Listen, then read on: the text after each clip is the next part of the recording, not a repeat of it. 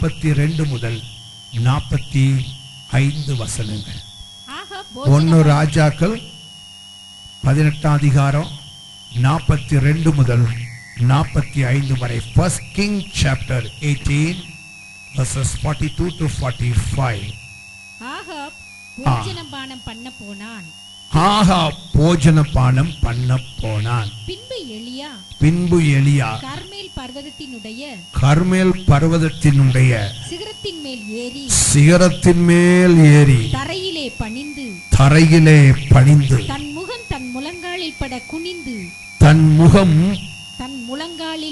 முழங்காலில் பட குனிந்து தன்னுடைய ஊழியக்காரனை நோக்கி நீ போய் சமுத்திரத்தின் முகமாய் பார் என்றான். அவன் போய் பார்த்து ஒன்றும் இல்லை என்றான். இன்னும் நீ 7 தரம் போய் பார் என்றான். 7ஆம் தரம் இவன் இதோ சமுத்திரத்திலிருந்து ஒரு மனுஷனுடைய உள்ளங்கை அத்தனை சிறிய மேகம் எழும்புகிறது என்றான். அப்பொழுது அவன் நீ போய் ஆகாபை நோக்கி மழை உம்மை தடை செய்யாதபடிக்கு ரதத்தை பூட்டிக் கொண்டு போய்விடும் என்றான். அதற்குள்ளாக வானம் மேகங்களினாலும் காற்றினாலும் கருத்து பெரும் மழை உண்டாயிற்று. ஆகாம் ரதத்திலே ஏறி இஸ்ரவேலுக்கு போனான். எல்லாரும் ஜெபம் பண்ணுங்க. கர்த்தாவே என்னோடு பேசும் என்று எல்லாரும் ஜெபம் பண்ணுங்க. எல்லாரும் ஜெபம் பண்ணுங்க. கர்த்தாவே என்னோடு பேசும். உம்முடைய ஊழியக்காரனை மறைத்து பரிசுத்த ஆவியானவர் என்னோடு பேசும். ஹல்லேலூயா. ஸ்தோத்திரம். வானம் திறக்கணும், தேவன் பேசணும், நேச மகன் என்று என்னை அழைக்கணும், நேச மகன் என்று என்னை அழைக்கணும். மேகமே, மகிமையின் மேகமே, இந்த நாளில் இறங்கி வாருமே. ஆவியே, தூய ஆவியே, நீர் வந்தால் போதுமே, எல்லாம் நடக்குமே. நீர் வந்தால் போதுமே, எல்லாம் மாறுமே. இயேசுவின் நாமத்தில் ஜெபிக்கிறோம் நல்ல பிதாவே. ஆமென், ஆமென், ஆமென். இந்த பகுதி நம்ம எல்லாருக்கும் தெரிந்த ஒரு பகுதி. தெரியாவிட்டால் இன்றைக்கு நாம் அதை தெரிந்து கொள்வோம். இந்த எலியாவை குறித்து நாம் வேதத்திலே வாசிக்கும் போது தேசம் முழுவதற்கும் பஞ்சம் வருவதற்கு முன்பாக கர்த்தர் இவனை தான் பயன்படுத்தினார். 1 ராஜாக்கள் 17வது அதிகாரத்தில் இவன் ஜெபித்துக் கொண்டிருக்கிறான்.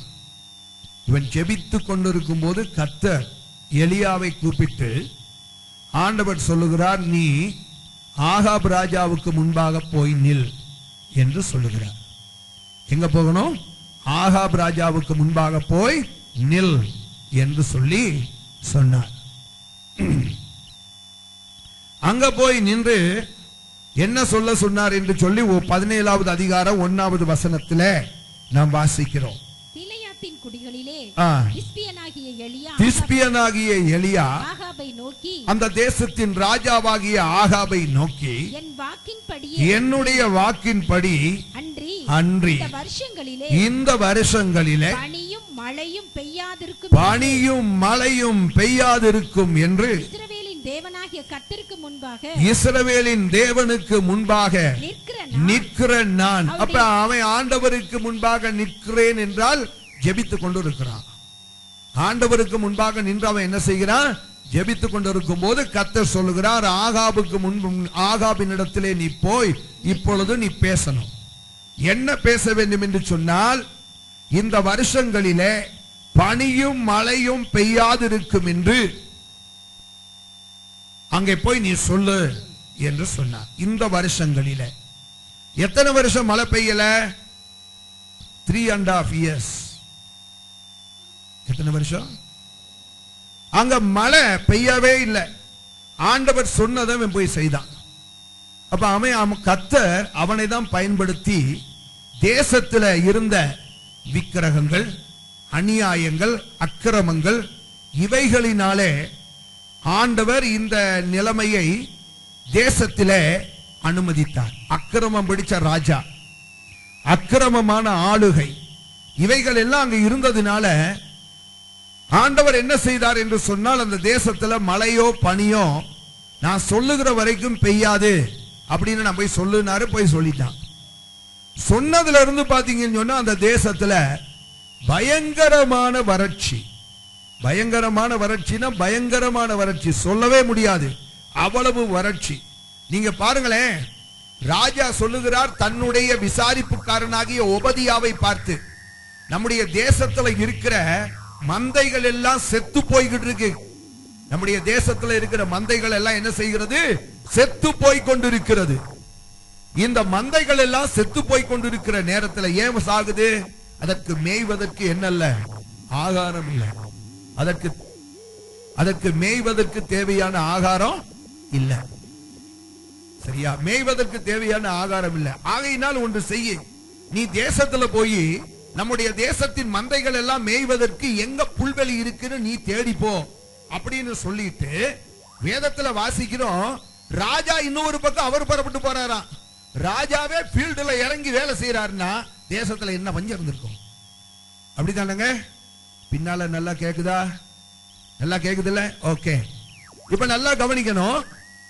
அவர் சொல்லுகிறார் தன்னுடைய விசாரிப்புக்காரனாகிய ஒபதியாவை நோக்கி, நீ போய் நம்முடைய ஆடு மாடுகளுக்கு தேவையான புல்வெளி எங்க இருக்குன்னு நீ ஒரு பக்கமாய் தேடிட்டு வான்னு சொல்லிட்டு, இவன் என்ன பண்ணாருன்னு கேட்டீங்கன்னா, ராஜா இன்னொரு பக்கமா இவரே ஃபீல்டுல இறங்கி ஆடு மாடுகளுக்கு தேவையான இன்னும் சொச்சம் இருக்கிற ஆடு மாடுகள் காப்பாற்றப்படுவதற்கு தேவையான புல்வெளிகளை தேடுவோன்னு சொல்லி ராஜாவே களத்துல இறங்கி புல்வெளிகள் எங்கே உண்டு என்று தேடுகிறார் என்றால் அந்த தேசத்துல எவ்வளவு பஞ்சம் இருந்திருக்கும் இல்லையா? ஜனங்கள் எல்லாரும் பட்டினியினாலும் பசியினாலும் மரிக்க வேண்டிய ஒரு நிர்பந்தமான நிலைமை தேசத்திலே காணப்பட்டது, தேசத்திலே இருந்தது.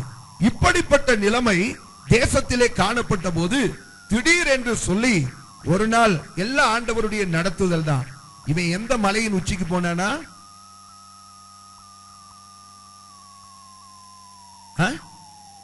கர்மேல். கர்மேல் அந்த மலையின் சிகரம். சிகரம் என்றால் உச்சிக்கு போயிட்டான். எதற்காக போனா? ஜெபிக்கிறதுக்காக. எதற்காக போனா? ஜெபிக்கிறதுக்காக.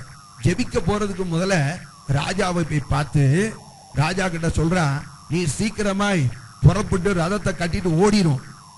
ஏன்னு கேட்டா, நான் இப்ப ஜெபிக்க போறேன், மழை வர போகுது. அல்லேலூயா. நான் ஜெபித்தா மழை வராது, நான் ஜெபித்தா மழை வராது, பனி கூட பெய்யாது. இப்ப நான் போறேன், ஜனங்கள் படுகிற பாடுகள் எல்லாவற்றையும் நான் பார்த்துட்டேன். இப்ப நான் எங்க போறேன்? கர்மேல் மலையின் உச்சிக்கு போறேன். போகிற வழியில ராஜாவை பார்த்து சொல்லிட்டான், உடனே புறப்பட்டு என்ன செய்யும்? அரண்மனைக்கு ஓடி போயிரும், இஸ்ரவேலுக்கு நீர் ஓடி போயிரும், ஏன்னா மழை பெய்ய போகுதுன்னா. ராஜாவுக்கு பயங்கரமான கோபம் தான். ஆனாலும் கூட ராஜா அங்கதான் நின்னான். சரியா? இப்ப என்ன நடந்துச்சுன்னு கேட்டீங்கன்னா, இவன் போய் அந்த மலையின் உச்சிக்கு போயிட்டான். கர்மேல் மலையின் உச்சிக்கு போயிட்டான். அந்த உச்சிக்கு போய் நல்லா கவனிக்கணும், தன் நெற்றி தன் முழங்காலிலே படக்கூடிய அளவுக்கு. எதற்காக தெரியுமா? தேவ சமூகத்தில் தன்னை தாழ்த்தினான். ஆமென். தேவனுடைய சமூகத்திலே தன்னை தாழ்த்தினான். தன்னுடைய நெற்றி தன்னுடைய முழங்காலிலே படக்கூடிய அளவுக்கு, அந்த அளவுக்கு குனிந்து. அப்ப நீங்க நினைக்கலாம், இருதயத்துல எவ்வளவு வேணாலும் மனமேட்டிமை இருந்தாலும் நெத்தி முழங்கால பட்டா தாழ்வு வந்துரும். அப்படி நினைச்சுக்க கூடாது. அத நான் சொல்ல வரல. அந்த அளவுக்கு அவன் தன்னுடைய ஆவியிலும் தன்னுடைய ஆத்மாவிலும் தன்னுடைய சரீரத்திலும் அவன் தன்னை முழுவதுமாய் தன்னை தாழ்த்தி அவன் தன்னுடைய வேலைக்காரனை பார்த்து கேட்டா, போய் சமுத்திரத்தின் பக்கத்துல போய் பாரு, ஏதாவது கொஞ்சமாவது ஏதாவது மேகமா இருக்கான்னு. அப்படியெல்லாம் கிட்டத்தட்ட 3.5 வருஷம் மழை துளிக்கக்கூடிய அளவுக்கு கொஞ்சம் கூட மேகத்தை எங்க பார்க்க முடியல. மழை மேகத்தை வானத்துல பார்க்கவே முடியல. அப்ப வேலைக்காரன் போனா, போய் ஜெபித்துட்டு வந்தான், போய் பார்த்து விட்டு வந்தான். வந்து சொல்லுகிறான், ஐயா தீர்க்கதரிசியாரே, உன்னையும் காணும்னா 7 முறை போய் பாரு, தொடர்ந்து என்ன செய்ய 7 முறை நீ போய் பார்க்கணும் என்று சொன்னான். அப்ப 7 முறை போய் பார்த்த போது 7வது முறையில அவன் வந்து ஒரு குட் நியூஸ் சொன்னா. என்ன சொன்னான் தெரியுமா? அல்லேலூயா. இந்த எலியாவுக்கு தெரியும், இந்த 7 முறை போய் பார்க்கிறதுக்கு ஒரு சம்பவம் நடக்க போகுது. அல்லேலூயா.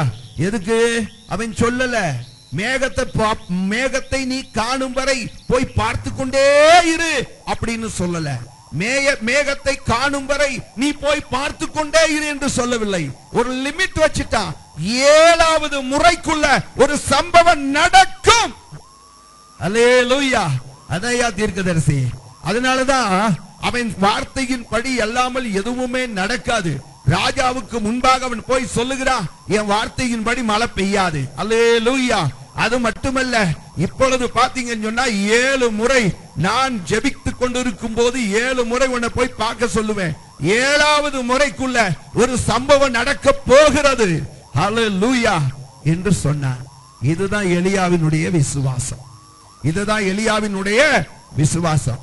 7வது முறை போய் பார்த்துட்டு சொன்ன, ஐயா இப்பதான் கொஞ்சம் போல உள்ளங்கை அளவு மேகம். எவ்வளவு மேகம்?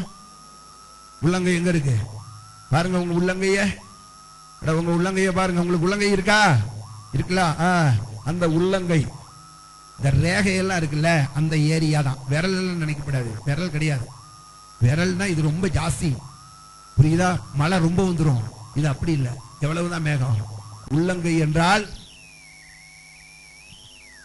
இந்த அளவுக்கு மேகம். பரவாயில்ல, வேலைக்காரனுக்கு நல்லா கண்ணு தெரியும் போல. என்ன அத்தனோண்டு மேகத்தை அவன் அவ்வளவு தூரத்துல பார்த்திருக்கான் பாருங்க. அல்லேலூயா. வந்து பார்த்து சொல்லுகிறான், ஐயா உள்ளங்கை அளவு மேகம் தான் இருக்குன்னா. அவ்வளவுதான். இப்ப என்ன செய்ய ஆரம்பிச்சது?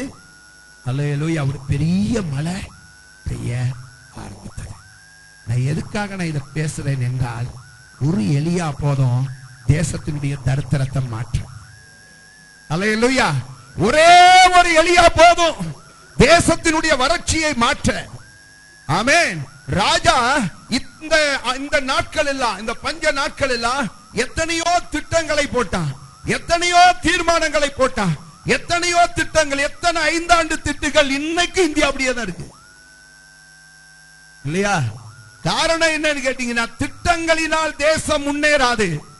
தேவ ஜனத்தின் ஜெபத்தினாலே தான் தேசத்துக்கு ஆசீர்வாதங்கள். அல்லேலூயா. நான் சொல்லல, வேதமே அப்படிதான் சொல்லி இருக்கு. அல்லேலூயா. ஒரு பெரிய தேசம் எகிப்து தேசம். அந்த பெரிய எகிப்து தேசத்தின் பஞ்சத்தை கர்த்தர் நீக்குவதற்கு 1000 திட்டங்கள் வேணாம், ஒரு யோசேப்பு போதும். ஆமென். ஒரே ஒரு யோசேப்பு. அந்த ஒரு யோசேப்புக்கு தேவன் கொடுத்தார் ஒரு சொப்பனம். ராஜாவுக்கு கர்த்தர் சொப்பனம் கொடுத்தார். அந்த சொப்பனத்தை வியாக்கியானம் பண்றதுக்கு ஒரு யோசேப்பு இருந்தால் போதும், முழு தேசத்தின் பஞ்சங்களையும் கர்த்தராலே மாற்ற முடியும். எகிப்துக்கு ஒரு யோசேப்பு ஆசீர்வாதமாய் இருந்தான். இஸ்ரவேல் தேசத்துக்கு ஒரு எலியா ஆசீர்வாதமாக இருந்தான். அட்லீஸ்ட் குடும்பத்துக்காவது ஆசீர்வாதமாக. அல்லேலூயா. ஆமென். உன் நகரத்துக்காவது ஆசீர்வாதமாகிறேன், உன் பட்டணத்துக்காவது ஆசீர்வாதமாகிறேன், உன் தெருவுக்காவது நீ ஆசீர்வாதமாகிறேன். ஒருவன் போதும், ஒருவன் போதும். அந்த ஒருவனை தான் கர்த்தர் இந்த காலை வேளையில தேடிக்கொண்டிருக்கிறார். அந்த ஒருவனை தான். அல்லேலூயா, ஸ்தோத்திரம். அந்த ஒருவனை தான் நாம் எல்லாம் இன்னைக்கு ஆண்டவரை தேடிக்கிட்டு இருக்கோம். ஆமென். எலியா எடுத்துக்கொள்ளப்பட்டா, எலிசா திரும்ப வருகிறான். யோர்தான் நதியை கடக்கணும். யோர்தான் நதி பிரவாகித்து ஓடிக்கொண்டிருக்கிறது. எலியா என்ன செய்தான்? தான் எடுத்துக்கொள்ளப்படும் போது தன்னுடைய சால்வைய கீழே போட்டு போயிட்டான். அதுதான் அவனுக்கு இரட்டிப்பான வல்லமை இல்லையா? உடனே எலியா வந்தா, எலிசா வந்தா, சால்வைய முறுக்குனான். முறுக்கிக்கிட்டு யோர்தான் நதியை பார்த்து ஒரு அடி அடிக்கிறான். என்ன சொல்லிக்கிட்டு அடிச்சான் தெரியுமா? எலியாவின் தேவன் எங்கே? எலியாவின் தேவன் எங்கே? அது அந்த காலம். இன்னைக்கு ஆண்டவர் கேட்கிறாரு, தேவன் தேடும் எலியா எங்கே? அல்லேலூயா. தேவன் தேடும் எலியா எங்கே? நாம் என்றைக்குமே எலியாவின் தேவன் எங்கே, எலியாவின் தேவன் எங்கே என்று நாம் எலியாவின் தேவனையே தேடுவதை பார்க்கிலும் இன்றைக்கு நீங்களும் நானும் காலத்தை பார்த்தால் போதகர்களா இருக்கணும். சாரி, மன்னிக்கவும், பிஷப்புகளா இருக்கணும். என்ன பாஸ்டர், எங்க ஆவிக்குரிய எக்ஸ்பீரியன்ஸுக்கு உங்க ரேஞ்சில் எங்களை வைக்கிறீங்களா? இல்ல இல்ல, என்னை காட்டிலும் மேல நீங்க பிஷப்பா இருக்கணும். காலத்தை பார்த்தா நீங்க யாரா இருக்கணும்? அடே சொல்லுங்க, பிஷப்பா இருக்கணும், பேராயர்கள். ஆனா இன்னைக்கும் என்னதான் சொல்லிக்கிட்டு இருக்கோம்? பேராயர்களா இருக்கிற நம்ம சொல்லுங்க, எலிவாளை பிடிக்க கூட எலியாவின் தேவனை எங்கன்னு இருக்கோம். எலிவாளை பிடிக்க கூட எலியாவின் தேவன் எங்கே என்று கேட்டுக்கிட்டு இருக்கோம். ஆண்டவர் உங்களுக்கு ரட்சிப்பையும் அபிஷேகத்தையும் எல்லாவற்றையும் கொடுத்திருப்பதற்கு காரணம், இந்த காலை வேளையிலே கர்த்தர் உங்களை பார்த்து கேட்கிறார், தேவன் தேடும் எலியா எங்கே? அந்த தேவன் தேடுகிற ஒரு எலியா தான் இந்த கடைசி நாட்களிலே தேவை. அந்த ஒரு எலியா இருந்தால் தேசத்தில இருக்கிற தரித்திரங்கள் மாறும், தேசத்தில இருக்கிற பஞ்சங்கள் மாறும், தேசத்தில இருக்கிற விக்கிரக ஆராதனைகள் மாறும், தேசத்தில இருக்கிற அக்கிரமங்கள் மாறும். ஆண்டவரிடத்திலே சொல்லுவோம், ஆண்டவரே, அந்த எலியா நான் தான்ப்பா வந்திருக்கிறேன். அல்லேலூயா. சொல்ல முடியுமா? நீங்க பாத்தீங்கன்னு சொன்னா ஆண்டவர் இத்தனை கோடி கோடி கோடி கிட்டத்தட்ட 700 சொச்சம் கோடிய ஆண்டவர் இன்றைக்கு உலகத்திலே படைத்து விட்டு அதுல 120 கோடியை இந்தியாவிலே வைத்து விட்டு இந்தியாவிலே இருக்கிற ஜனங்களை பார்த்து கேட்கிறார், நான் ஒருவனை தேடினேன், ஒருவனையும் காணேன். எத்தனை பேர் ஆண்டவர் தேடினாரா? 120 கோடியில எத்தனை பேரை தேடினாரா? ஒருவனை தேடினேன். ஆண்டவரிடத்தில் இந்த காலை வேளையில சொல்லுவ, ஆண்டவரே, அந்த ஒருவனாக என்னை நான் அர்ப்பணிக்கிறேன். அல்லேலூயா. தேவன் தேடும் எலியாவாக மாறும்படிக்கு என்னை நானே இந்த காலை வேளையிலே அர்ப்பணிக்கிறேன். ஆமென். ஒவ்வொருவரும் தேவன் தேடும் எலியாவாக மாறினார்.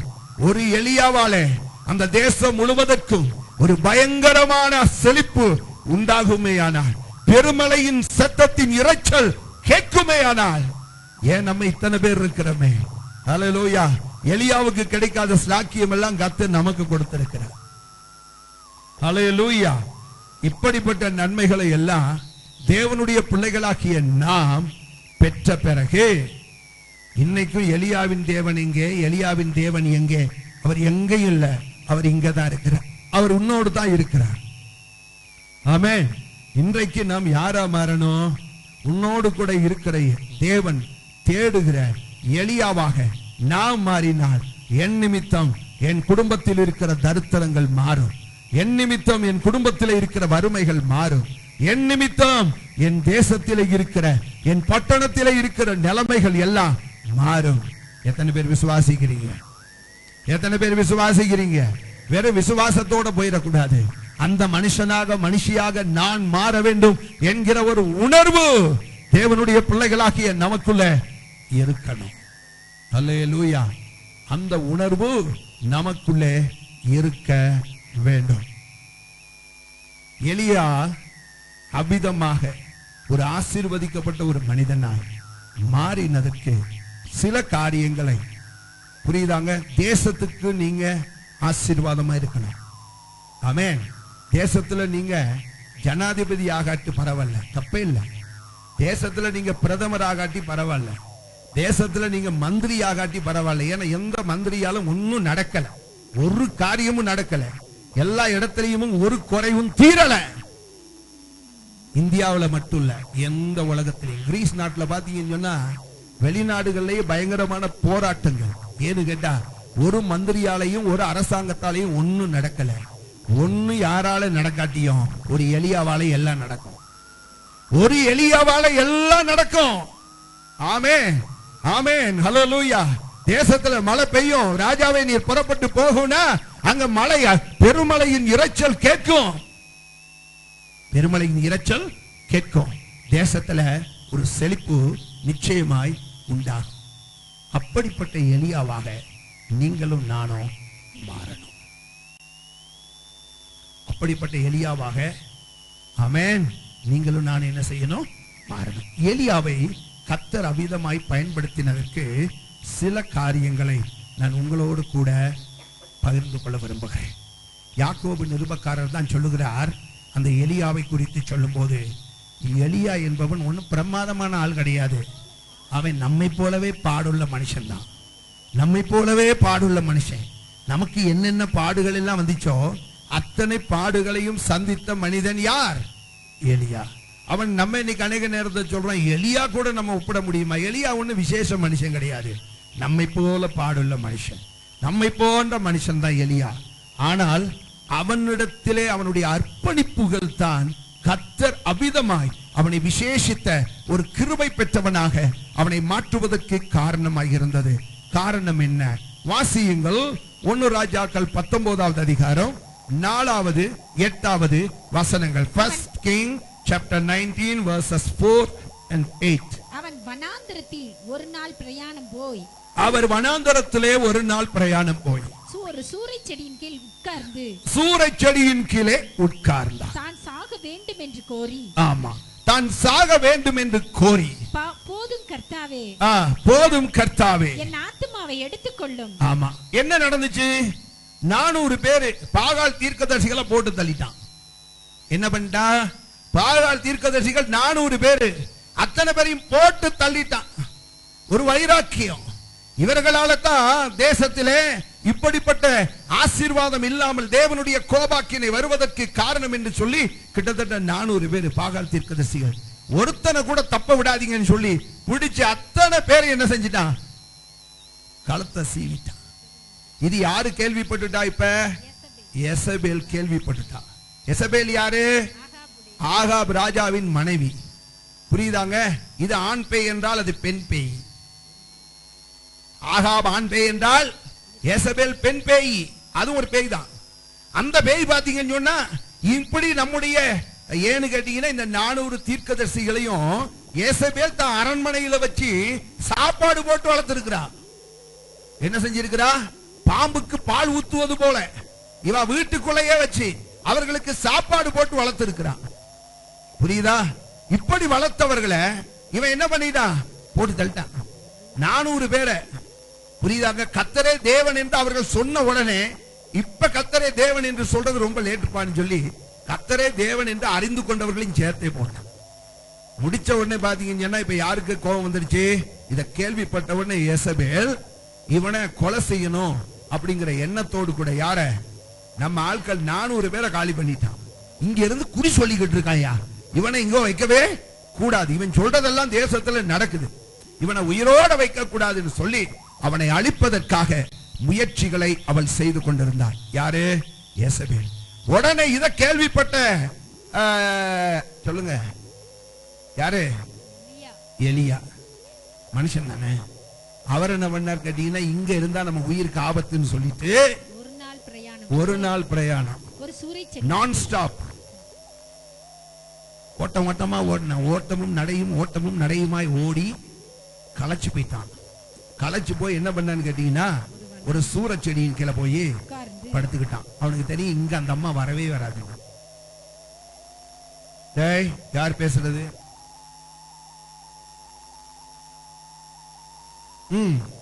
கவனிங்க. சூரச்செடியின் கீழே போய் படுத்துக்கிட்டான்.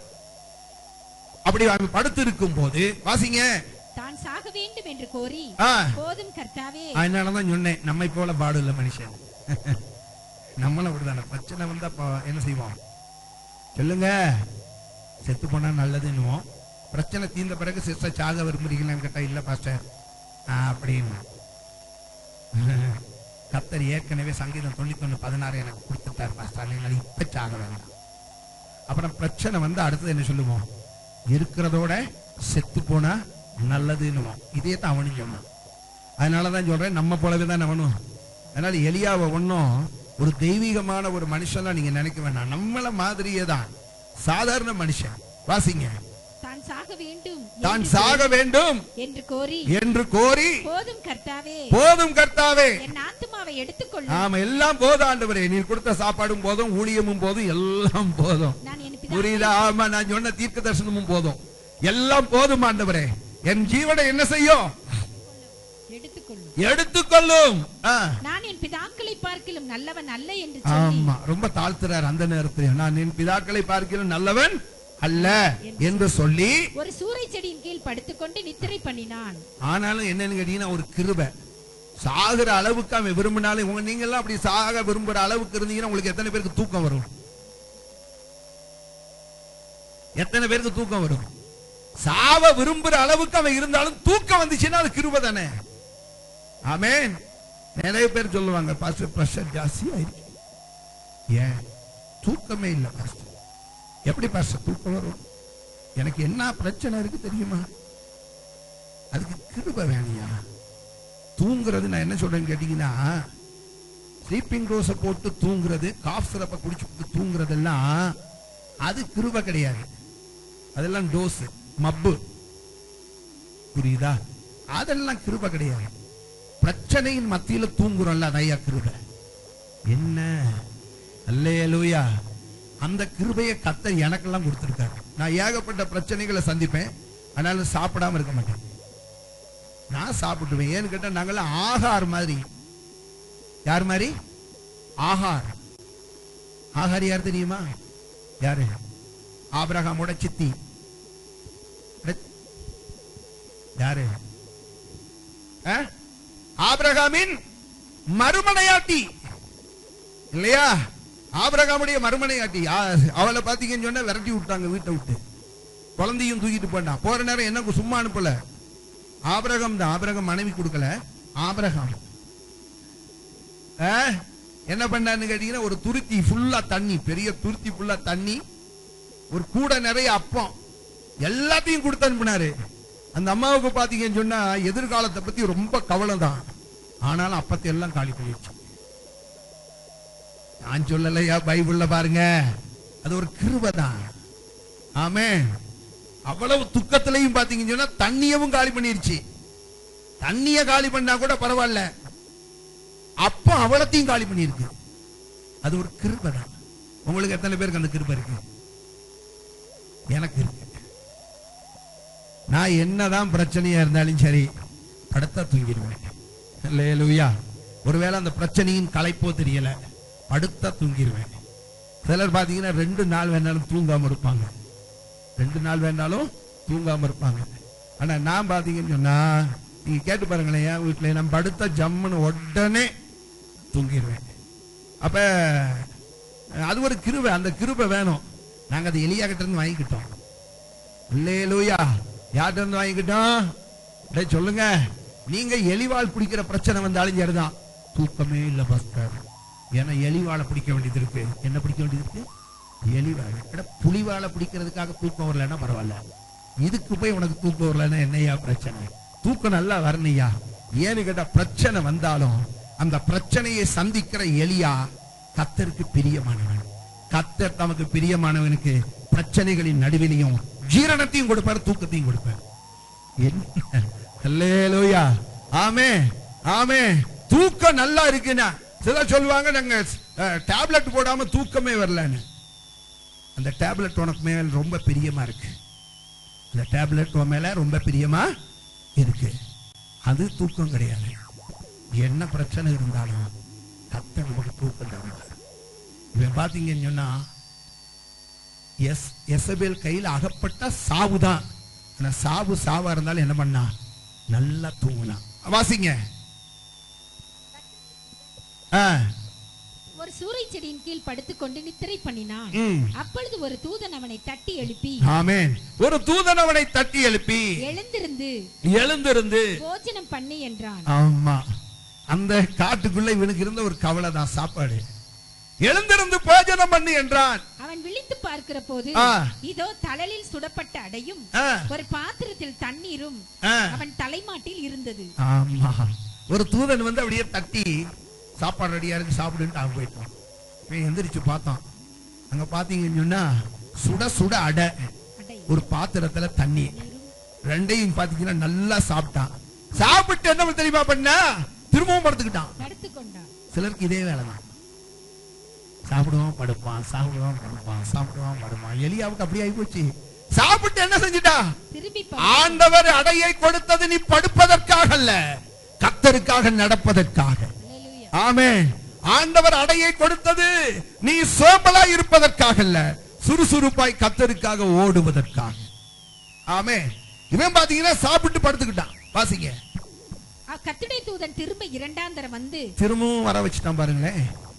வந்து தட்டி எழுப்பி எழுந்திருந்து போஜனம் பண்ணு, எழுந்திருந்து போஜனம் பண்ணு, பண்ண வேண்டிய பிரயாணம் வெகு தூரம். ஆமா, நீ என்ன செய்யணும், சாப்பிட்டு தூங்கப்படாது. சாப்பிட்டு என்ன செய்யப்படாது, நான் உனக்கு சாப்பாடு கொடுத்தது தூங்குவதற்காக அல்ல. அல்லேலூயா. உன் சுகபோகத்துக்காக நான் இந்த சாப்பாடை கொடுக்கல, நான் உன் சுகபோகத்துக்காக இந்த வேலையை கொடுக்கல. எனக்காக நீ எதையாகிலும் செய்யணும், எனக்காக நீ எங்கேயாவது நடக்கணும், நீ எனக்காக எதையாகிலும் சாதிக்கணும். அதற்காக தான் இந்த அப்பத்தை கொடுத்திருக்கிறேன். பிரெட், வேலை என்பது கர்த்தர் நமக்கு கொடுத்த பிரெட். என்ன, அல்லேலூயா, ஆமென். தொழில் என்பது கர்த்தர் நமக்கு கொடுத்த பிரெட், ஆண்டவர் நமக்கு கொடுத்த ஆகாரம். அது ஆண்டவர் அவைகளை எல்லாம் நமக்கு கொடுத்தது நல்ல சொகுசா சுகபோகமாய் வாழ்வதற்காக அல்ல. ஆமென். கர்த்தருக்காக எதையாகிலும் செய்யும். அவர் என்ன சொன்னாரு, நீ எழுந்து நீ பண்ண வேண்டிய தூரம் பிரயாணம் வெகு தூரம் என்றான். அப்பொழுது அவன் எழுந்திருந்து புசித்து குடித்து அந்த போஜனத்தின் பலத்தினால் 40 நாள் இரவு பகல் ஒரே ஹல்லேலூயா. ஒரு நேரம் சாப்பாடு ஐயா கொடுத்தாரு. 40 நாள் இரவும் பகலும் நான் ஸ்டாப். ஹல்லேலூயா. ஒரே தேவனுடைய பர்வதம் மட்டும், அந்த பர்வதம் மட்டும் நடந்து போன 40 நாள். அதுக்கப்புறம் அவன் தூங்கவே இல்லை. ஆமென். கர்த்தர் சொல்லிட்டாரு. இப்ப என்ன செய்யறாமே, நடந்து போய்கொண்டே இருக்கிறான், போய்கிட்டே இருக்கிறான். அல்லேலூயா. நல்லா என்ன சொல்றேன்னு கேட்டீங்கன்னா, ஏன் வந்து படுத்தான், ஒரு சோர்வு. உனக்கு என்ன உண்டாயிருச்சு, ஒரு சோர்வு. என்ன ஆண்டவரே, நீர் தான் என்ன கூப்பிட்டு சொன்னீரு, மழை வராதுன்னு சொன்னேன். அப்பயும் எனக்கு பிரச்சனை வந்துச்சு. இப்ப நான் அக்கடான உட்கார்ந்துருக்கேன். திரும்ப போய் ராஜாவை பாரு அப்படின்னு பார்த்தேன். மழை பெய்யும்னு சொன்னீரு, அதையும் செஞ்சுட்டேன். புரியுதா? இது என்னன்னு கேட்டீங்கன்னு சொன்னா, நீர் சொல்றதெல்லாம் செஞ்சா உமக்கு ஊழியம் செய்யற எனக்கு நீர் பாதுகாப்பு கொடுக்க வேணாம். அது யாரு, எசபேலுடைய கை கால நீர் முறிக்க வேணாம். அந்த அம்மாவுக்கு ஒரு முடக்குவாதத்தை உண்டாக்க வேணாம்.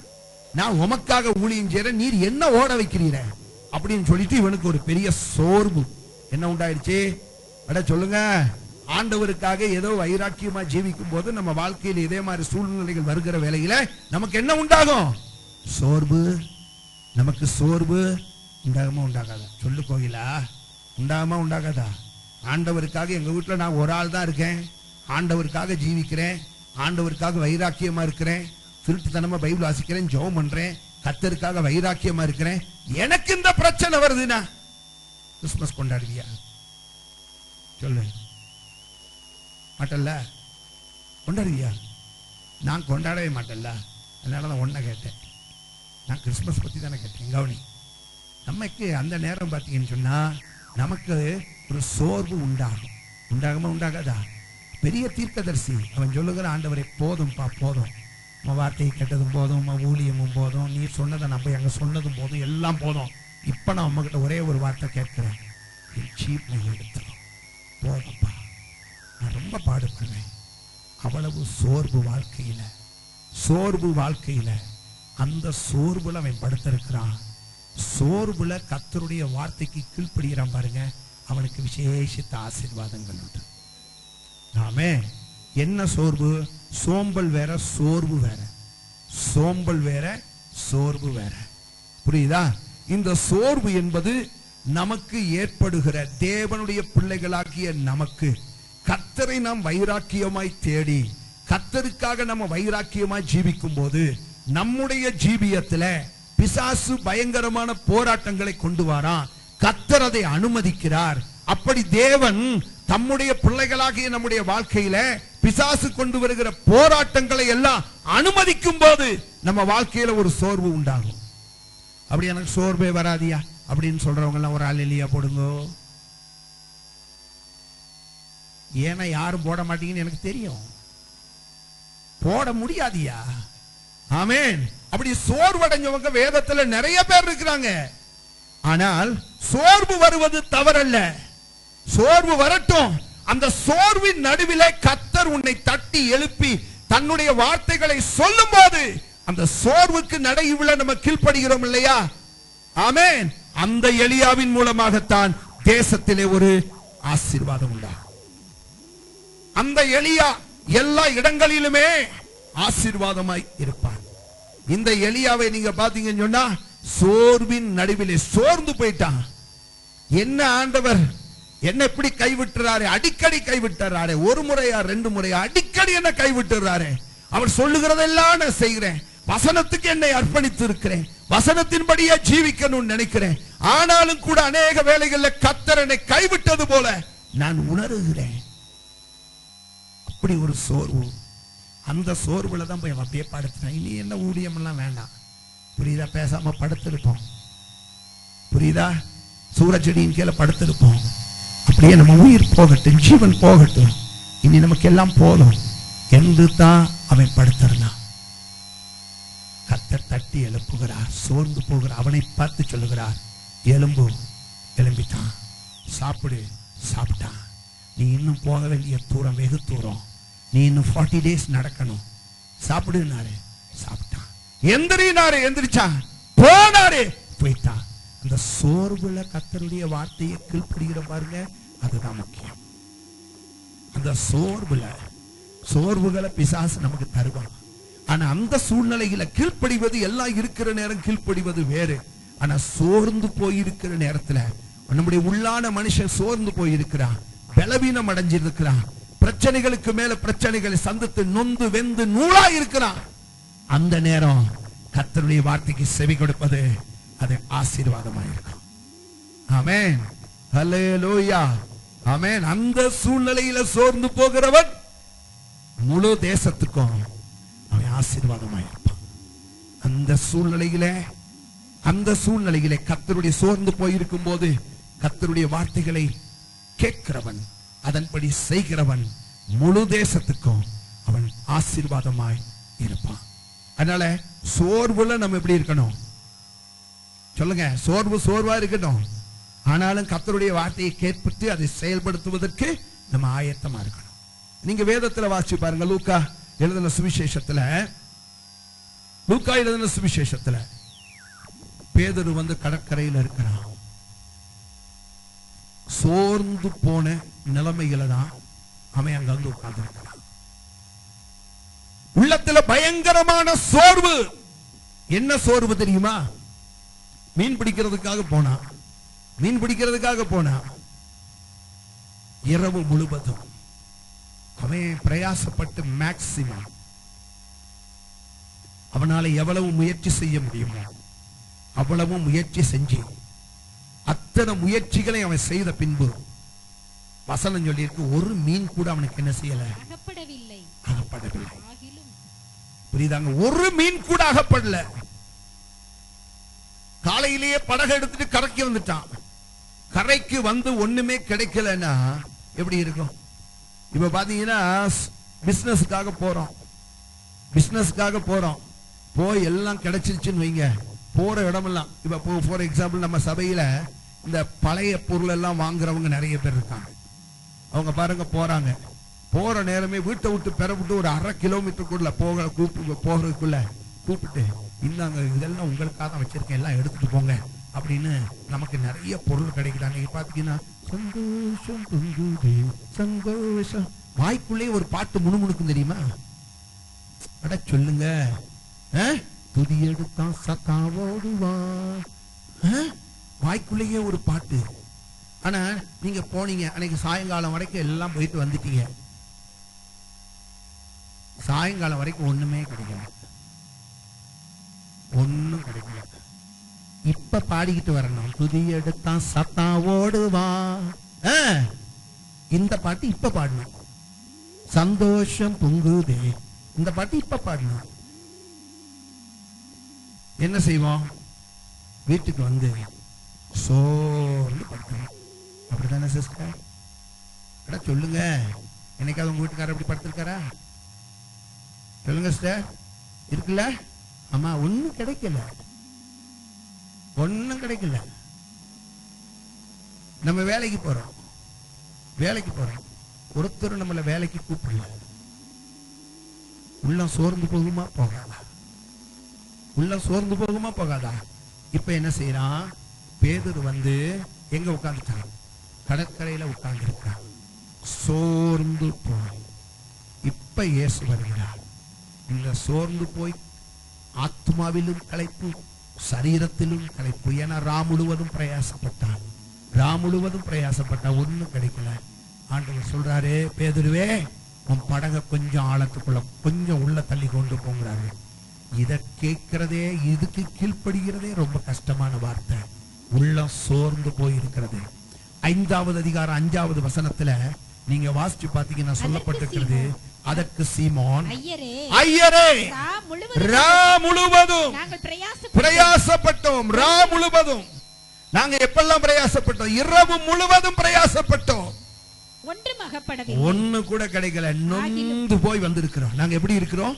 இரவு முழுவதும் பிரயாசப்பட்டோம், இரவு முழுவதும் தூங்கவே இல்லை, கண் விழிப்போடு நாங்க பிரயாசப்பட்டோம், ஒண்ணு கூட கிடைக்கல. ஆகிலும் அதனாலதான் ஆண்டவரே, நான் வந்து கரையில் அப்படி உட்கார்ந்து இருந்ததுக்கு காரணமே எல்லாவற்றையும் பறி கொடுத்தது போல ஒன்னும் கிடைக்கல, ரொம்ப சோர்ந்து போயிட்டேன். ஒரு நாள் எனக்கு இப்படி நடந்ததே இல்லை, ஏதாகிலும் கிடைக்கும். ஆனா நேற்று இரவுல ஒன்னும் கிடைக்கல, ஒண்ணுமே கிடைக்கல. நொந்து போய் அவன் கடற்கரையிலே வந்து உட்கார்ந்து இருக்கிறான், சோர்ந்து போய். இந்த நிலைமையில ஆண்டவர் சொல்லுகிறார் பேதுருவை பார்த்து, கொஞ்சம் உள்ளால தள்ளு. தள்ளுனா இப்ப அடுத்த வார்த்தை சொல்றாரு, ஆழத்துக்குள்ள கொண்டு போகிறாரு. இவன் ஒண்ணுமே பேசல, சோர்வாக எனக்குள்ளே இருந்தாலும் கர்த்தருடைய வார்த்தைக்கு செவி கொடுப்போம் என்று இன்னும் ஆழத்துக்குள்ளே போனான், இன்னும் ஆழத்துக்குள்ளே போனான், இன்னும் ஆழத்துக்குள்ளே போனான். இப்பொழுது ஆண்டவர் சொல்லுகிறார், வலைய போடுங்க. இவனுக்கு தெரியாது எதற்காக, நல்லா கவனிக்கணும். கர்த்தர் அந்த இடத்துல சொல்றாரு, வலைகளை போடு. எதை போடு? எதை போடு? வலைகளை போடு, வலைகளை போடு. அது இன்னொரு டாபிக் எடுக்கலாம். ஆனா அவன் வலைகளை போடவில்லை, அவன் வலையைத்தான் போட்டான். வலைகளை போடு என்றார், ஆனா அவன் போட்டது வலையைத்தான் போட்டார். கர்த்தருடைய வார்த்தைக்கு அவன் அந்த சூழ்நிலையில அவன் பரிபூர்ணமான செவி கொடுத்தல் இல்லாவிட்டாலும் சோர்வின் நடுவிலும் கூட அவன் செவி கொடுத்ததினாலே வலையை தூக்கி போடும்போது சொன்னான், ஆண்டவரே முழுவதும் பிரயாசப்பட்டு சோர்ந்து போய்விட்டேன், முழுவதும் பிரயாசப்பட்டு நான் சோர்ந்து போய்விட்டேன். இந்த சோர்விலும் உம்முடைய வார்த்தைக்கு நான் செவி கொடுக்க விரும்புகிறேன். ஆமென். எத்தனை பேர் அது சொல்ல விரும்புறீங்க? ஆண்டவரே சோர்ந்து போயிட்டேன், பிரயாசத்திலே எனக்கு பலன் கிடைக்காததினாலே, நான் என்னுடைய முயற்சிகளிலே பலன் கிடைக்காததினாலே நான் சோர்ந்து போய்விட்டேன்.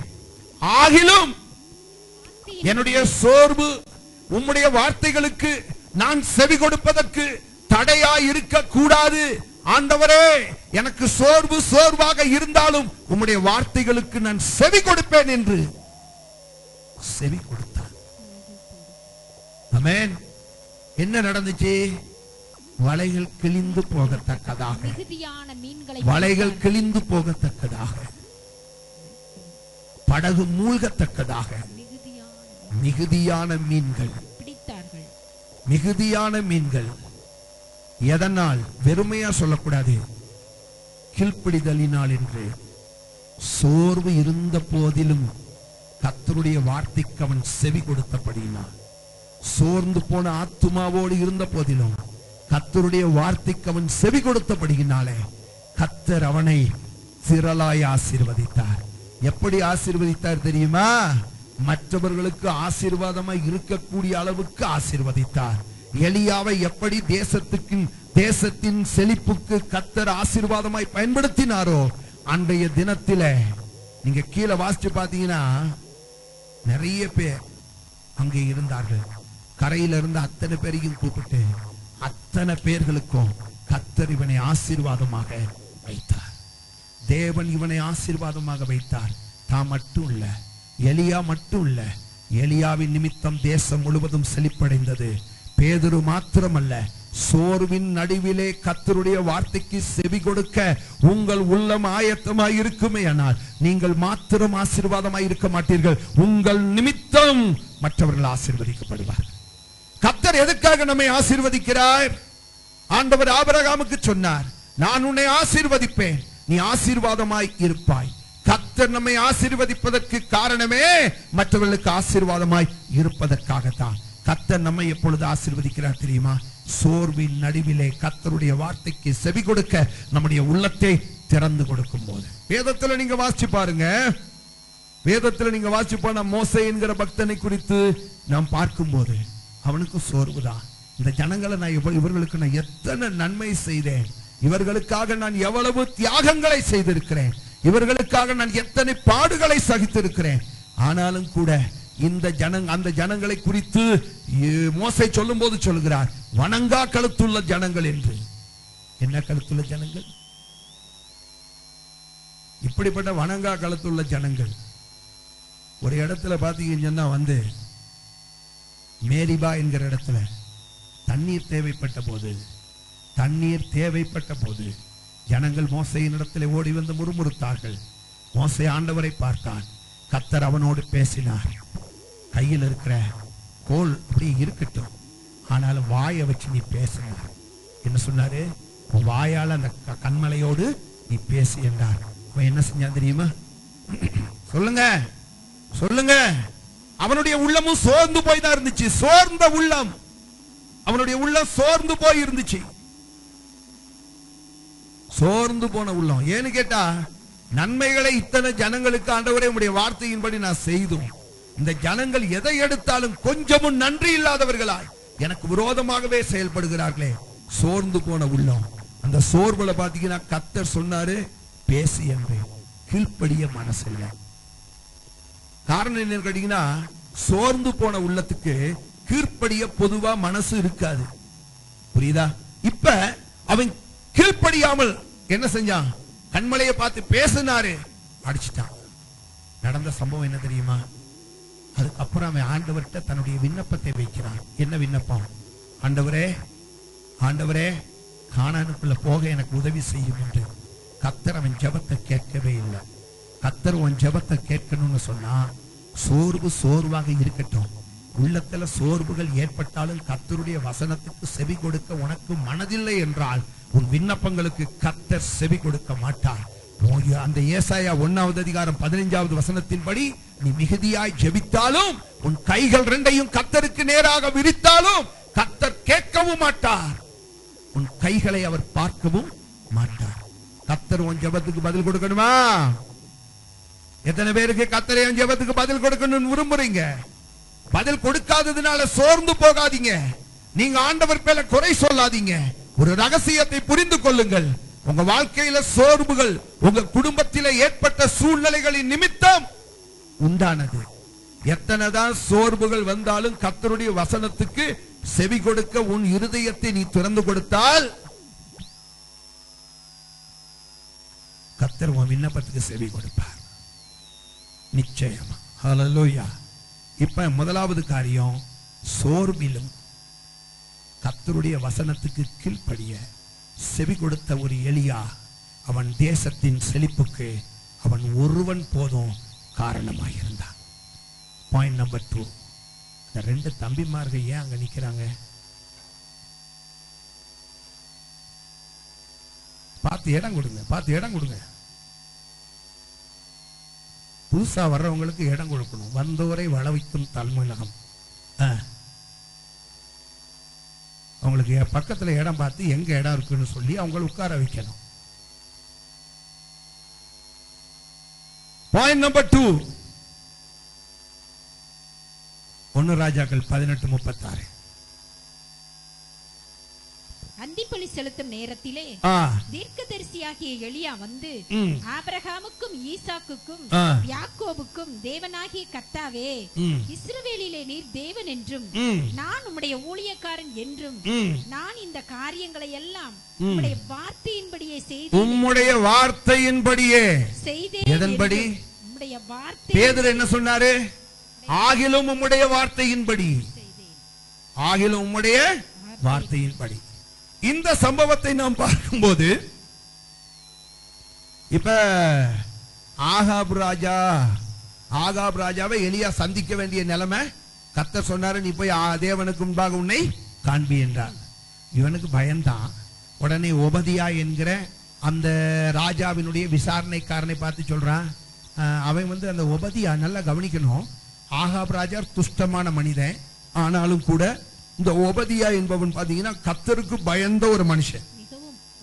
அந்த ராஜாவுக்கு வேலைக்காரன், ஆனால் கர்த்தருக்கு பயந்த ஒரு மனுஷன். கர்த்தருக்கு பயந்த ஒரு மனுஷன். இப்ப திடீர் என்று சொல்லி ஒபதியாவும் எலியாவும் ரோட்ல சந்திச்சுக்கிட்டாங்க. உடனே இவர் சொன்னார், என்னன்னு கேட்டீங்கன்னா, எலியா ஒபதியாவை பார்த்து நான் வந்திருக்கேன்னு ராஜா கிட்ட சொல்லுன்னா. உடனே ஒபதியா சொல்லிட்டான், அப்பா நான் போய் சொல்ல மாட்டேன், ஏன்னா அவர் கொன்னே போடுவாரு. அப்படிப்பட்ட ஆள். ஏன்னு கேட்டா, நீரு வந்திருக்கிறீன்னு நான் ராஜா கிட்ட சொல்லுவேன். நான் சொன்ன நேரம் பார்த்து கர்த்தர் உண்மை வேற எங்கேயாவது கொண்டு போயிட்டாருன்னு வையும், திடீர்னு எடுத்து இடம் மாத்திட்டாருன்னு வையும், ராஜா வந்து தேடிட்டு கடைசியில நான் போய் சொன்னேன்னு என்னை கொலை செய்து விடுவான். நான் போய் சொல்ல மாட்டேன். கடைசியில பாத்தீங்கன்னா எலியாவும் சொல்லுங்க ராஜாவும் சந்திக்க வேண்டிய ஒரு நிலைமை ஏற்பட்டது. அது உபதியா மூலம்தான் சந்திக்க வேண்டிய ஒரு நிலைமை ஏற்பட்டது. உடனே அவன் கேட்கிறான், ராஜா இந்த தேசத்தையே கலங்க பண்ணுகிறவன் நீ தானான்னு கேட்டான். உடனே இவன் பதில் சொல்றான், நான் கலங்க பண்ணல, விக்கிரகத்தையும் அதையும் இதையும் கும்பிட்டு நீதாயா இந்த தேசத்தையே கலங்க பண்ணிக்கிட்டு இருக்கான்னு ராஜாவை பார்த்து சொல்லிட்டான். சொல்லிட்டு அடுத்த வார்த்தை சொன்னா, நீர் உம்முடைய 400 தீர்க்கதரிசிகளை வீட்டுல வச்சு சோறு போட்டுக்கிட்டு இருக்கீங்களா, அவங்க 400 பேரையும் அனுப்பும், நான் அவர்களை சந்திக்க விரும்புகிறேன் என்ன.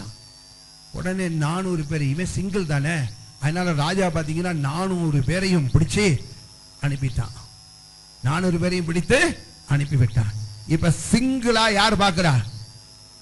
இவன் சிங்கம் இல்லையா? அல்லேலூயா, ஆமென். இவன் சிங்கம். அதனால அவன் சொல்லிட்டான் 400 பேரையும் அனுப்புனேன். இப்ப 400 பேரையும் அனுப்பியாச்சு. 400 பேர் வந்த உடனே எலியா ஒரு வார்த்தையை சொன்னான். என்ன தெரியுமா சொன்னா? இப்ப வந்து நீங்க எவ்வளவு நாளைக்கு குந்தி குந்தி நடப்பீர்கள்? புரியுதா? எந்த மட்டும் நீங்கள் குந்தி நடப்பீர்கள்? இன்றைக்கு ஒன்று பாகால் தேவனா இல்லாவிட்டால் யெகோவா தேவனா என்பதை காமிக்கிற நாள் இன்னைக்குதான். ஆமென். பாகால் தேவனாய் இருந்தால் நான் அதுக்கு வந்துடுறேயா. ஆமென். யெகோவா தேவனாய் இருந்தா இன்னைக்கு அத்தனை பேர் நீங்க தப்ப மாட்டீங்க என்று சொல்லிவிட்டு, இதெல்லாம் யார் சொன்னது தெரியுமா? கர்த்தர் சொன்னது. நான் வாசிச்ச வசனத்தின்படி 18:36 ஆண்டவரே நீர் சொன்னபடிதான் இதெல்லாம் செஞ்சேன் சொன்னானா இல்லையா? ஆமென். நீர் சொன்னபடிதான், நீர் தான் எனக்குள்ள இருந்து இதெல்லாம் பேசினீர், நீர் சொன்னதை அத்தனையும் நான் செஞ்சிட்டேன் என்று சொல்லிவிட்டு அவன் சொன்னா, ராஜா கிட்டே சொல்லிட்டான், 2 காளைகளை அனுப்பும். அந்த காளைகள்ல முதலாவது ஒரு காளை அவங்க எடுக்கட்டும், ஃபர்ஸ்ட் அவங்களுக்கு. ஏன்னா நான் செஞ்சிட்டா அது நல்லா இருக்காது. உடனே சொல்லுவா, எங்க தெய்வத்துக்கு முதலோட நீ கொடுக்காதனால அப்படி ஆகி போச்சுன்னா, அதனால ஃபர்ஸ்ட் அவங்களுக்கு தான், ஓன் தெய்வத்துக்கு நாங்க கொடுக்குறோம், அதனால ஓன் தெய்வம் பலிபடத்தை கட்டி அந்த காளைகளை வெட்டி அதில் வச்சிடணும். நெருப்பு போடக்கூடாது, அக்கினி செலுத்தக்கூடாது. உங்க தெய்வத்தை கூப்பிடுங்க, அக்கினியினாலே பதில் கொடுத்தால் அப்படி பதில் கொடுக்கிற தேவனே தேவன். அல்லேலூயா. அப்படி பதில் கொடுக்கிற தேவனே தேவன். தன்னுடைய தெய்வத்தை குறித்து, தான் ஆராதிக்கிற தெய்வத்தை குறித்து, தான் சேவிக்கிற தெய்வத்தை குறித்து அந்த கான்பிடென்ட், அந்த விசுவாசம் நமக்கு இருக்கணும். ஆமென். அவ்வளவு பாருங்க, 400 பேருங்க இருக்கிறாங்க. 400 பேரும் பாத்தீங்கன்னா கம்யூனியன் பிரெட் மாதிரி பிரிச்சு எடுத்துக்குவாங்க. எப்படி கம்யூனியன் பிரெட் இருக்குல்ல, பிச்சு எடுக்கிற மாதிரி பிச்சு எடுத்துருவான். ஆனா இவன் அதெல்லாம் பத்தி கவலைப்படல. அவனுக்கு தெரியும் 400 என்ன 40,000 வந்தாலும் நான் ஏன் தெய்வம் தானே, யார் தெய்வம். அல்லேலூயா. அவனுக்கு தெரியும் இதைத்தான் பவுல் சொல்லும்போது சொல்லுகிறார், நான் விசுவாசிக்கிறவர் இன்னார் என்று அறிந்திருக்கிறேன். இதைத்தான் அந்த 3 வாலிபர்கள் அனனியா, மிசாவேல், அசரியா 3 பேரும் சொல்லுகிறார்கள், நாங்கள் ஆராதிக்கிறவர் இன்னார் என்று அறிந்திருக்கிறோம். அல்லேலூயா. நமக்கும் தெரியணும் நான் ஆராதிக்கிறவர் இன்னார் என்று. அப்படித்தானே? இப்படி பாவமா உட்கார்ந்திருக்கீங்க. அல்லேலூயா. ஆமென். நான் ஆராதிக்கிறவர் இன்னார் என்று நமக்கு தெரியணும். நம்ம ஆராதிக்கிறவர் யார் சொல்லுங்க? அவர் சர்வ வல்லமை உள்ளவர், ஒப்பற்றவர், ஈடற்றவர், இணையற்றவர், எதிலும் அவரை எதற்கும் ஒப்பிட முடியாது. அவர் ஒருவரே, அவரே அவருக்கு நிகரானவர். சத்தமா சத்தமா கரங்களை உயர்த்தி நாம் விசுவாசிக்கிறவர் இன்னார் என்று நாம் அறிந்திருக்கிறோம். ஆமென். அதனாலதான் நான் எப்பயுமே சொல்றது என்னன்னு, நம்ம ஆண்டவருடைய காரியத்தை எதோடையும் காம்ப்ரமைஸ் பண்ண முடியாது, எதுக்கு ஈடாக்க முடியாதுங்க. அல்லேலூயா. நம்முடைய தேவன் தேவனே தான். அல்லேலூயா. அவரை தவிர வேற ஒருவர் இல்லை. அல்லேலூயா. வேதம் சொல்லுகிறது, எல்லா நாமங்களுக்கும் மேலான நாமத்தை உடையவர். வானம் அவருடைய சிங்காசனம், பூமி அவருடைய பாதபடி, அவருக்கு ஒப்பான தேவர்கள் யாரும் இல்லை. அப்படிப்பட்ட தேவனை தான் நம்ம ஆராதித்துக் கொண்டிருக்கிறோம். எத்தனை பேர் விசுவாசிக்கிறீங்க? அல்லேலூயா. அதனாலதான் பாருங்க, 400 பேரையும் அனுப்பி விடுங்க. 400 பேர் வந்த உடனே 400 பேர் வந்துட்டாங்க. அவன் சொன்னா, முதலாவது நீங்க பலியிடுங்க, பிறகு நாங்க பலி எடுக்கிறோம். உங்களுக்கு எந்த காளை வேணுமோ, ஏன்னு கேட்டா அந்த காளையை தான் எங்க தெய்வம் எடுத்திருப்பாரு, அதனாலதான் அக்கினி. உங்களுக்கு எது வேணுமோ, உங்களுக்கு தெரியும் உங்க தெய்வத்தோட டேஸ்ட் இல்லையா, அதனால உங்க தெய்வத்துக்கு ஏத்த மாதிரி பலிபடத்தை கட்டு, உங்க தெய்வத்துக்கு ஏத்த மாதிரி ஒரு காளையை பிடிச்சுக்கோ, உங்க தெய்வம் எப்படியெல்லாம் விரும்புறாரு அதுக்கு தகுந்த மாதிரி துண்டு பண்ணு. ஆமென். எதை? காளைய. ஆனா ஒரே ஒரு கண்டிஷன், உன் தெய்வத்தை நீ வேண்டும் போது அக்னியா தான் வரணும். நானும் அதைத்தான் செய்வேன். நானும் தீ கொளுத்த மாட்டேன், நீயும் தீ கொளுத்த கூடாது. ஆமென். சரின்னு ஒத்துக்கிட்டாங்க. எல்லாம் செஞ்சு முடிச்சு காலையிலேருந்து சாயங்காலம் வரைக்கும் நீங்க பாத்தீங்கன்னா அப்பதான் தெரியும் எலியாவுக்கு கூட கிண்டல் பண்ண தெரியும். என்னெல்லாம் பண்ணாருன்னு தெரியுமா? ஒருவேளை அவர் என்ன செஞ்சிருப்பாரு, டாய்லெட்டுக்கு போயிருப்பாரு, ஒருவேளை உங்க தெய்வம் அங்க போயிருக்கும், ஒருவேளை பிஸியா இருக்கும், ஒருவேளை தூங்கிக்கிட்டு இருக்கும். என்ன எந்த அளவுக்கு மேக்சிமம் கிரிட்டிசைஸ் பண்ண முடியுமோ அந்த அளவுக்கு கிரிட்டிசைஸ் பண்ணி அவன் களைச்சு போயிட்டான். அதுக்கப்புறம் இப்ப எலியா பலியிடுவதற்காக அங்கே போனால் அங்கே ஒரு பலிபீடம் இருக்கிறது, தேவனுக்கு பலியிடப்பட்ட பலியிடம் இருக்கிறது. அதுக்கு பக்கத்துல ஜனங்களை எல்லாம் வர சொல்லிட்டான். ஜனங்கள் எல்லாம் வந்துட்டாங்க. பலிபீடத்தை பற்றி பார்த்தா, பலிபீடத்தை பார்த்தால் உடனே பலியிடக்கூடிய நிலைமையில் அந்த பலிபீடம் இல்ல. எலியாவுக்கு தெரியும், தேவனுக்கு பலியிடணும்னா அந்த பலிபீடம் இப்படித்தான் இருக்கணும். அல்லேலூயா. அந்த பலிபீடம் எப்படி இருக்கக்கூடாது, அந்த பலிபீடம் எப்படி இருக்கக்கூடாது, அந்த பலிபீடம் சொன்னா அந்த பலிபீடம் இப்படிதான் இருக்கணும் அப்படின்னு யாருக்கு தெரியும்? யாருக்கு தெரியும்? எலியாவுக்கு தெரியும். அல்லேலூயா. நம்ம ஆண்டவர் விரும்புகிற பலிபீடம் அது எப்படிப்பட்டது என்பது அவனுக்கு தெரியும். ஆகையினால் அவர்கள் எல்லாரையும் அங்க நிக்க வச்சுட்டேன். பலிபீடத்தை வந்து பார்த்தா பலிபீடம் ரொம்ப பரிதாபமா இருக்கிறது. இப்பொழுது அந்த தகர்க்கப்பட்ட, உடைக்கப்பட்ட, நிர்மூலமாக்கப்பட்டிருந்த பலிபீடம் கர்த்தருக்கு உகந்த பலிபீடமாய் அதை மாற்றினான். வசனம் சொல்லுகிறது, அவன் பலியிடுவதற்கு முன்பு பலிபீடத்தை என்ன செய்தான்? செப்பனிட்டான். ஹல்லேலூயா. நம்ம ஆண்டவருக்கு அவனுக்கு தெரியும், என் ஆண்டவர் விரும்புகிற பலிபீடம் எப்படிப்பட்டதா இருக்க வேண்டும் என்று தெரியும். ஹல்லேலூயா. பலிபீடம் என்றால் அது இப்படிதான் இருக்கணும். ஆமென். உசுராதான் இருக்கீங்க, கோமா ஸ்டேஜ் யாருக்கு ஆகல, உசுரி யாருக்கும் போகல, எல்லாம் உயிரா இருக்கிறீங்கல்ல. இப்ப கவனிங்க. ஹல்லேலூயா. அதே மாதிரி சும்மா ஆண்டவர்கிட்ட போயிட்டு, ஆண்டவரே என்னை ஜீவ பலியாய் ஒப்பு கொடுக்கிறேப்பா, ஆண்டவரே சர்வாங்க தலியாய் ஒப்பு கொடுக்கிறேப்பா அப்படின்னு ஜெபம் பண்ண பத்தாது.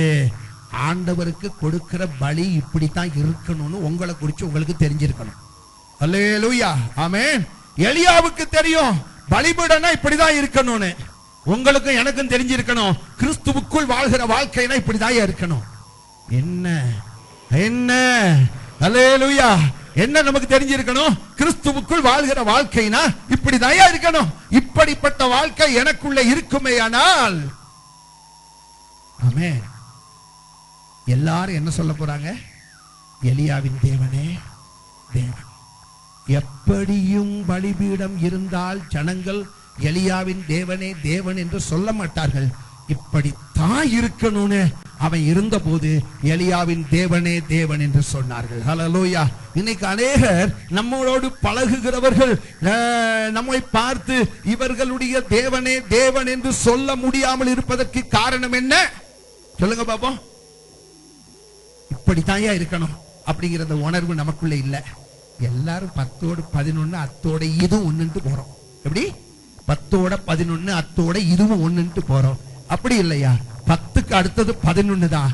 ஆனா அடுத்தது போகிற நீ எப்படி இருக்க கூடாது, இப்படிதான் இருக்கணும்னு சொல்லி உன்னுடைய வாழ்க்கை செப்பனிடப்பட வேண்டும். ஆமே.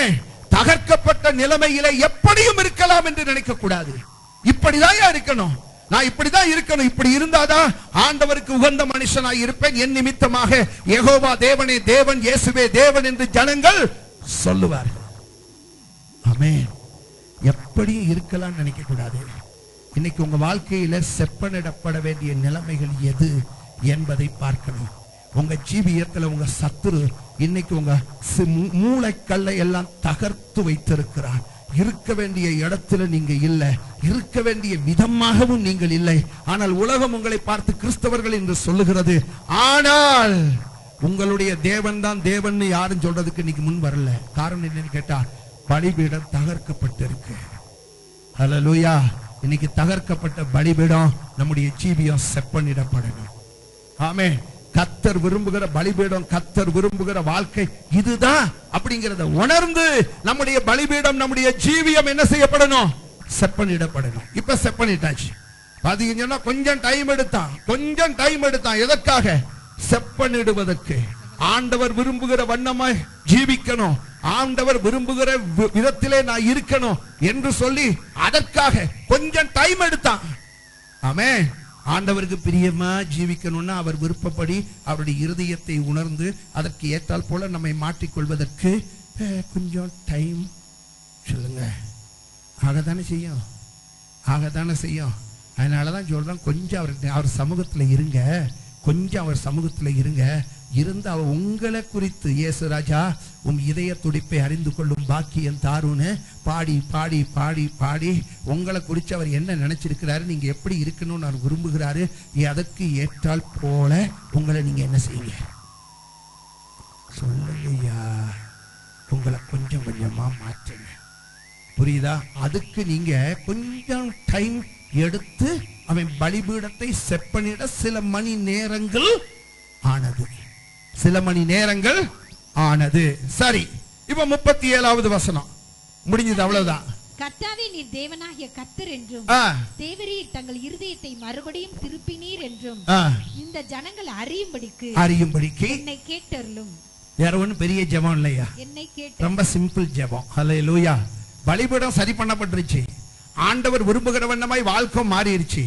ஆண்டவர் விரும்புகிற வண்ணமாய் நான் ஜீவிக்கிறேன். இப்போ ஒரு பெரிய ஜெபம் வேணாம், ஒரு சிம்பிள் பிரேயர். என்ன பிரேயர் தெரியுமா? கேட்டருளும், என்னை கேட்டருளும். இதானே ஜெபம். ஆமென். எவ்வளவு பெரிய ஜெபம், ரொம்ப சிம்பிள் ஜெபம். ஆண்டவரே என்னை கேட்டருளும், என்னை கேட்டருளும் என்றவன் ஜெபித்த போது அப்பொழுது அக்கினி இறங்கிருச்சு. அக்கினி. ஹல்லேலூயா.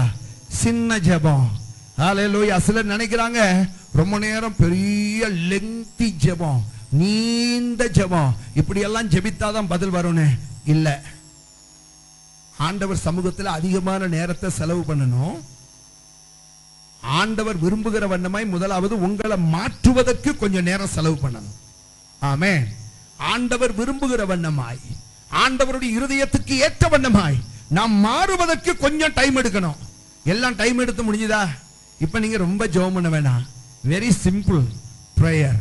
என்ன ஜெபம்? கேட்டருளும், என்னை கேட்டருளும். இதுதான் ஏன் ஜெபம். ரெண்டே வார்த்தை, அக்கினி இறங்கிடுச்சு. ரெண்டே வார்த்தை. சின்ன ஜெபந்தான். பரிசேயனை போல நீண்ட ஜெபம் பெண்ணுகிற நிர்விசாரனாய் நாம் இருக்கக்கூடாது.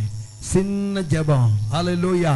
ஆண்டவர் சமூகத்திலே நம்மை உருவாக்குவதற்கு, நம்மை உருமாற்றுவதற்கு கொஞ்சம் டைம் எடுக்கணும். எல்லாம் எடுத்து முடிச்ச பிறகு ஒரு ஸ்மால் பிரேயர். என்ன ஜெபம் தெரியுமா? கேட்டருளும், என்னை கேட்டருளும். ஒரு சின்ன ஜெபம், அந்த ஜெபத்துக்கு பெரிய பதில். ஆமே, பெரிய பதில். அக்கினி வந்துச்சு, வசனம் சொல்லி இருக்கு. அதுல இருந்த மாம்சத்தை எல்லாம் பட்சிச்சுட்டு அங்க இருந்த தண்ணி எல்லாத்தையும் நக்கிட்டு. ஆமேன். ஒரு சொட்டு கூட தண்ணி ஊத்துனா, அங்க குடம் குடமா தண்ணியை ஊத்துனா ஒரு சொட்டு தண்ணி கூட அங்க இல்லையா. அவளத்தையும் அந்த அக்கினி என்ன செய்தது? நக்கி எடுத்தது. அப்படின்னா ஒரு சொட்டு கூட அங்க விடாத அளவுக்கு எல்லாத்தையும் எடுத்தது. சின்ன ஜெபம், பெரிய பதில்.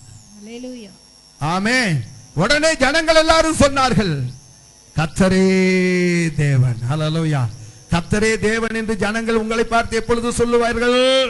நீ கிறிஸ்தவனாய் இருப்பதனால் அல்ல, கிறிஸ்துவுக்குள் இருப்பதினால். ஹல்லேலூயா. இப்படிதான் இருக்கணும் பலிபீடம், இப்படிதான் இருக்கணும். ஆமென். ஜனங்கள் எல்லாரும் வந்துட்டாங்க.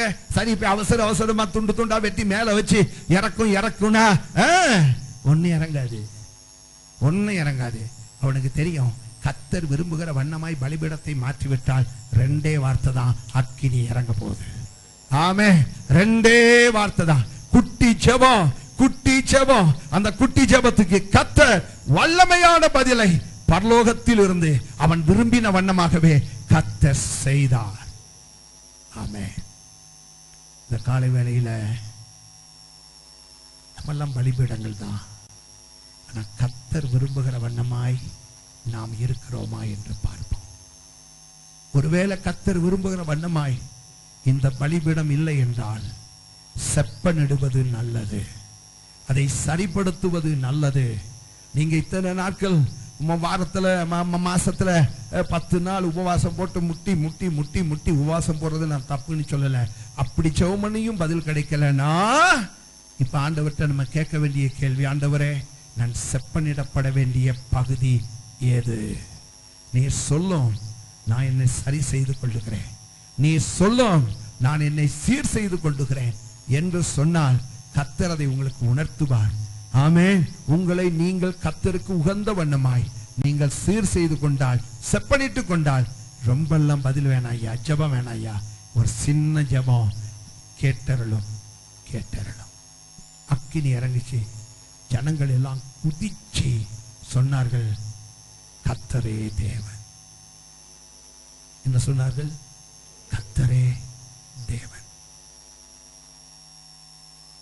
கர்த்தரே தேவன் என்று இந்த புறஜாதிகள் நிறைந்த இந்த இந்திய தேசம் அறிந்து கொள்ளணும்னா, ஒரு கிறிஸ்தவன், கிறிஸ்துவுக்குள்ளாக ஜீவிக்கிறவன், ரட்சிக்கப்பட்டேன் என்று சொல்லுகிறவன் தன்னை செப்பனிட்டால் போதும், தேசம் முழுவதும் சொல்லும் கர்த்தரே தேவன் என்று. ஆமென். ஹல்லேலூயா. புரியுதா? அவன் நாம செப்பனிட்டால் தேசம் முழுவதும் புரிந்து கொள்ளும் கர்த்தரே தேவன் என்று. கண்களை முடிச்சோம்.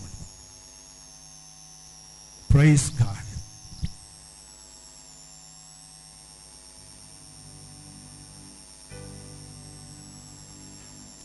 எல்லாரும் ஜெபம் பண்ணுங்க, யாரும் போக கூடாது. ஜீசஸ். ஹல்லேலூயா. ஸ்தோத்திரம். Praise God. ஹல்லேலூயா. எல்லாரும் ஜெபம் பண்ணுங்க. ஹல்லேலூயா. தேவ ஜனம் கூட்டி சேர்த்த தேவ மனித பலிபீடம் செப்பனிட்டு பலியும் உண்டா. தேவ ஜனம் கூட்டி சேர்த்த தேவ மனித பலிபீடம் செப்பனிட்டு பலியும் உண்டா. கர்த்தரே பதிலளிக்கோ, தேவனே தேவன் என்றார் தேவ மனிதர். கேட்டருளோ என்பே கதறின தேவ மனிதர். ஓ கர்த்தரே தேவன்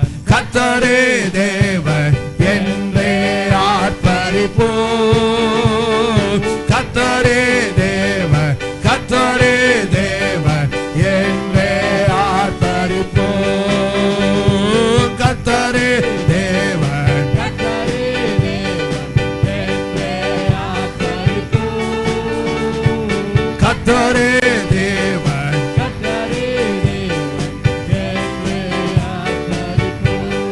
இரண்டே காரியங்கள் தான். நீங்க தேசத்துக்கு ஆசீர்வாதமா இருக்கணும்னா, குடும்பத்துக்கு ஆசீர்வாதமா இருக்கணும்னா, குன்னூருக்கு ஆசீர்வாதமா இருக்கணும்னா, நீங்க இருக்கிற இடங்களிலே ஆசீர்வாதமாய் இருக்க வேண்டுமே. ஆனால் ரெண்டே காரியம். ஆவியில நமக்கு சோர்வுகள் வரும். ஆனாலும் கூட கர்த்தருடைய வார்த்தைக்கு செவி கொடுக்க உன் இருதயத்தை நீ திருப்பி கொடுத்தால், இரண்டாவதாக உன்னுடைய பலிபீடம் செப்பனிடப்பட்டால், ஹல்லேலூயா, ஸ்தோத்திரம், நீ எல்லாருக்கும் ஆசீர்வாதமாய் இருப்பாய். எல்லாருக்கும் ஆசீர்வாதமாய் இருப்பாய். கர்த்தர் நம்மோடு கூட இந்த நாளிலே பேசின வார்த்தைகளுக்காக நாம் எல்லாரும் கர்த்தரை துதிப்போம். எல்லாரும் கர்த்தரை துதிப்போம். எல்லாரும் கர்த்தரை மகிமைப்படுத்துவோம். எல்லாரும் கர்த்தரை உயர்த்துவோம். ஹல்லேலூயா, ஹல்லேலூயா. ஆண்டவரை பார்த்து சொல்லுங்க, ஆண்டவரே, ஆண்டவரே, பலிபீடம் எப்படியும் அல்ல, இப்படிதான் இருக்க வேண்டும் என்று நான் என்னை அர்ப்பணிக்கிறேன். நான் என்னை அர்ப்பணிக்கிறேன். ஆண்டவரே, என் ஜீவியத்தில் செப்பனிட வேண்டிய காரியங்களை நீர் எனக்கு உணர்த்தும். நீர் எனக்கு உணர்த்தும். அவைகளை செய்வதற்கு நான் ஆயத்தமாயிருக்கிறேன். நான் அவைகளை செய்வதற்கு ஆயத்தமாயிருக்கிறேன். ஹல்லேலூயா, ஹல்லேலூயா, ஹல்லேலூயா. எங்களை அன்பாய் நேசிக்கிற எங்கள் பரலோகத்தின் பிதாவே, எங்கள் பரிசுத்தமான நல்ல தகப்பனே, அருமையான கிருபையான அற்புதமான இந்த நேரத்துக்காக உமக்கு நன்றி செலுத்துகிறோம். இப்பொழுது உம்முடைய வார்த்தைகளை நாங்கள் தியானிக்க கர்த்தர் எங்களுக்கு கொடுத்த தயவுக்காய் உமக்கு ஸ்தோத்திரம். இப்பொழுது உம்முடைய வார்த்தைகளின்படியே கர்த்தாவே, நாங்கள் எங்கள் ஜீவியத்திலே ஆண்டவரே, எலியாவை போல எங்கள் ஜீவியத்திலும் பல வேளைகளிலே சோர்வுகள் வருகிறது. ஆண்டவரே, நாங்கள் பெரிய தவறை செய்கிறோம். ஆண்டவரே, அந்த சோர்வுகள் வருவதினால் உம்முடைய வார்த்தைகளுக்கு செவி கொடுக்க நாங்கள் மறுக்கிறோம். மனதில்லாதவர்களாய் இருக்கிறோம். சோர்வுகள் வந்தாலும் கூட அவைகளின் நடுவிலும் உம்முடைய வார்த்தைகளுக்கு நாங்கள் செவி கொடுக்க கர்த்தர் எங்களுக்கு கிருபையை தாரும், கிருபையை தாரும். ஆண்டவரே, மாத்திரம் அல்ல ஆண்டவரே, எங்கள் ஜீவியம் செப்பனிடப்படட்டும். எங்கள் ஜீவியம் செப்பனிடப்படட்டும். எப்படியும் அல்ல, இப்படிதான் கர்த்தர் விரும்புகிறார் என்பதை வசனத்தின் அடிப்படையிலே நாங்கள் எங்களை சீர்திருத்திக் கொள்ள, செப்பனிட்டுக் கொள்ள கர்த்தர் எங்களுக்கு கிருபையை தாரும். ஆண்டவரே, நீர் எங்களை ஆசீர்வதித்த நோக்கம் மற்றவர்களுக்கு ஆசீர்வாதமாய் இருப்பதற்காகவே. எலியாவை போல நாங்களும் அமிதமாகவே காணப்பட கர்த்தர் எங்களுக்கு உதவி செய்வீராக. வசனத்தை கேட்ட உம்முடைய பிள்ளைகளோடு உம்முடைய கிருபை இருக்கட்டும். தொடர்ந்து நடைபெற இருக்கிற திருவிருந்து ஆராதனை ஆசீர்வதி. இயேசுவின் நாமத்தில் பிதாவே, ஆமென், ஆமென். ரட்சிக்கப்பட்டு